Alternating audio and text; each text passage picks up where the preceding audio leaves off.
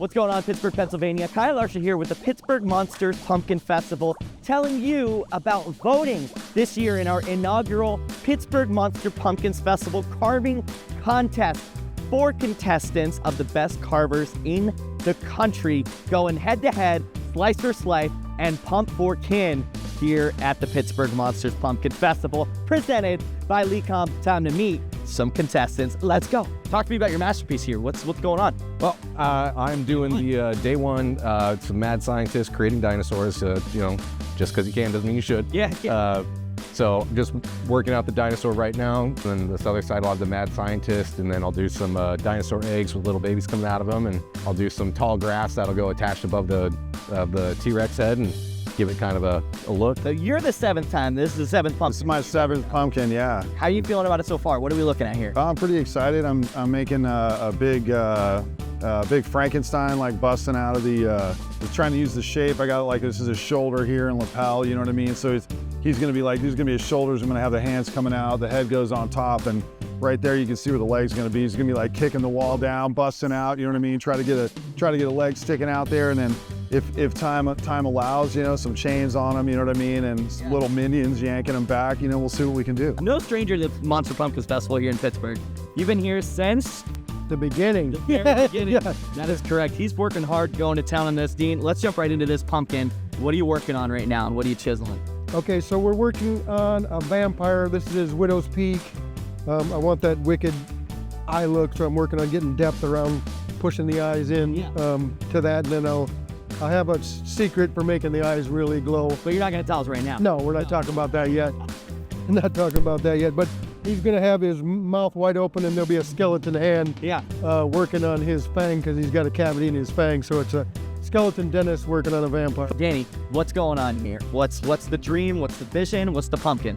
So I took a literal route to, mad scientist. I'm going to mad scientist, big goofy hair, big head, beakers on his table, desk in front of him, some maybe brackets on the side over, maybe some plumbing, I went completely classic route. Are these little suspenders going up here? Is that what I'm looking at too? Yeah, so I'm gonna add a little belt across here, so it gives a little, extra definition. Mad scientist gets the belt, and the Mad Carver gets the belt. Exactly. So why should you get the belt?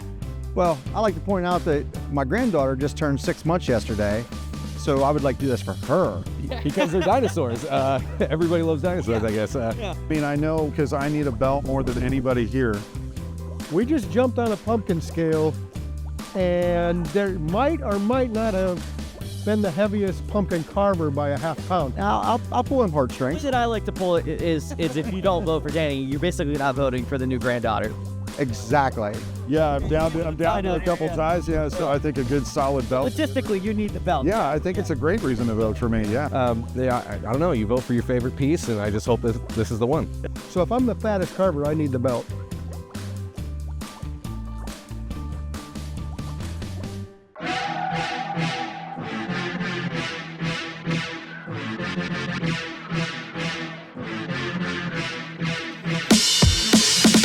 Welcome back, Pittsburgh, to the Pittsburgh Monster Pumpkin Festival, presented by LECOM. We're on day 2 of the LECOM Gourd Games, and we have 4 of the world's best ungourdly carvers. Let's go ahead and check in on them and what they got in store. Let's do it. Talk to us about day 2. What are you happy with? What are you ready for? Just wrapping up, kind of getting these soft details into the scientist, getting him kind of roughed in so I can get his arm attached. He's going to be holding the thermometer that's going to go towards the T-Rex's mouth. Get some smoke rolling, and then get some tall grass to go across the top. I'm excited for the tall grass once that comes in. Yeah. Chris, the chef, what are we cooking up here? Day 2? Cooking up Frankenstein. It was good. It was good. Yeah. How are you feeling about your progress? I'm feeling pretty good. I had a kind of a goal today and hit that a little bit ago. So now I'm just kind of like getting to piece some stuff out, you know what I mean, that I wasn't really planning on today, which is good. Dean the Carving Machine, day 2 here. We got a lot of progress, as you can see, compared to day 1. We got the fangs. We have more detail on the eyes. They're popped. How are you feeling about day 2? So it's a different approach for me, because as you can see, this is old and weathered. And I wanted old and weathered because these, how old are vampires, I would say old and weathered if I were to take a guess. I've decided that these lines are too flat So I'm deciding whether I'm going to put in a point or rounding down. So on the side here, I'm doing a little plumbing right now.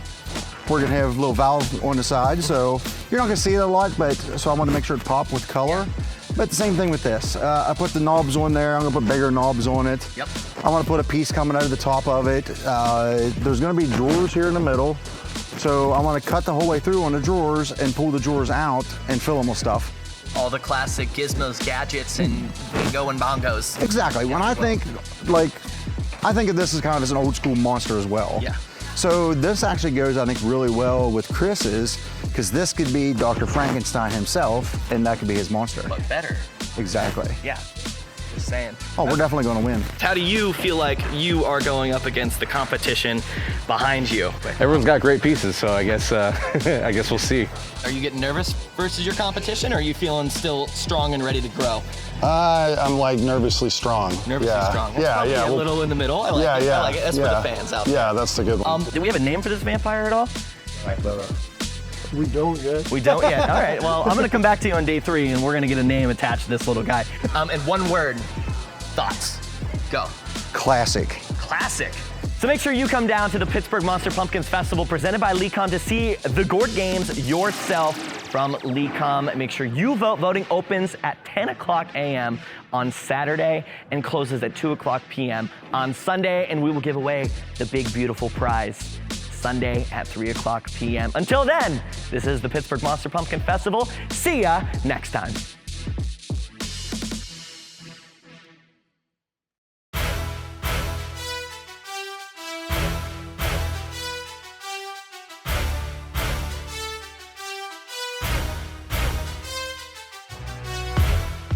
And we're back on the final day. This is the LECOM Gourd Games. Let's go ahead and get right into it because these carvers have been carving all week long. So let's go ahead and jump in and see what their final pumpkins are looking like and who is gonna be the first LECOM Gourd Games King Carver. Let's do it.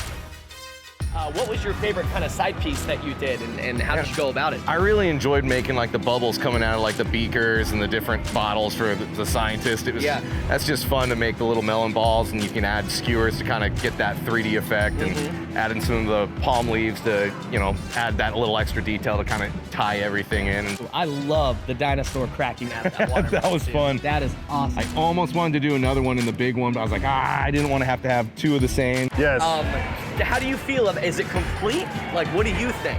I think it's pretty complete. Yeah, I like it. I spent the morning doing a little bit more detail, putting the rat up there. I need a little bit of interaction.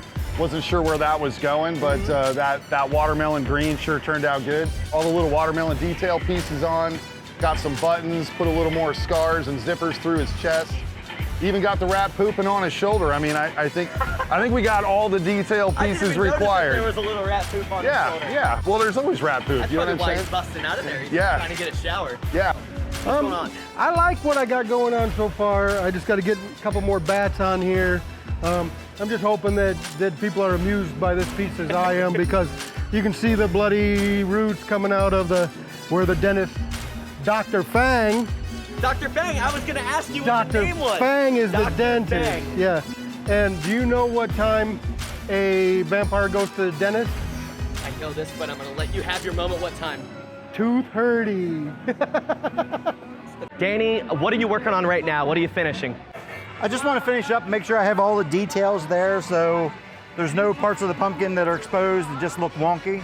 What was it like kind of creating this bottom portion compared to the top? It's completely different at the bottom, because if the drawers are crooked, you know they're crooked. Right. So everything down here has to be straight and clean and precise. Books have to look like books, you know what they look like. Yep. All this stuff up here at the top, you don't really know what it looks like. It's all kind of in somebody's head, so. Yeah.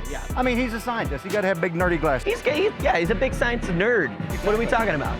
His name is Will Nye. Will Nye? Bill Nye's evil brother. Will Nye, the evil guy. Exactly. I love that name. What are you most proud of on this piece, and what do you wish that you might have had a little bit more time to get done? You know, I really love doing the dinosaur. The dinosaur just kind of came out great.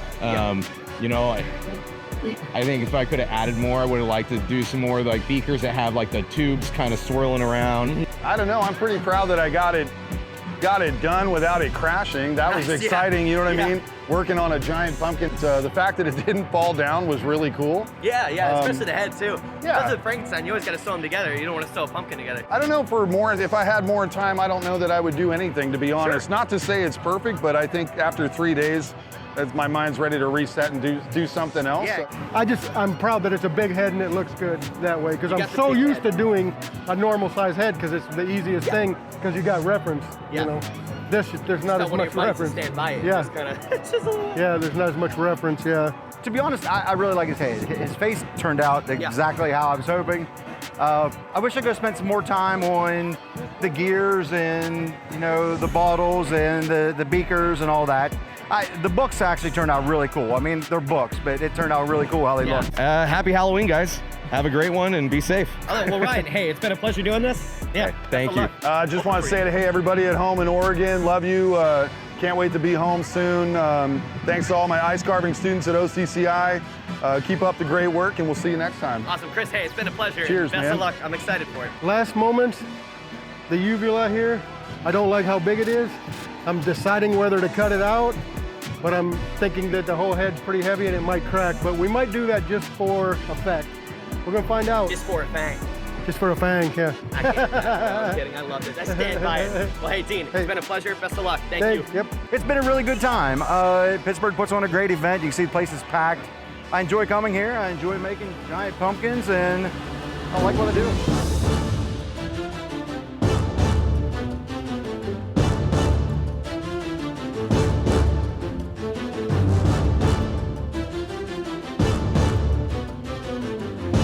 Without further ado, it is my humble honor to introduce the first ever LECOM Gourd Game People's Choice Vote, pulling by 51% of the vote, and over half of the judges, obviously, for a combined winning percentage, making them, again, the first ever LECOM Gourd Game winner, going to...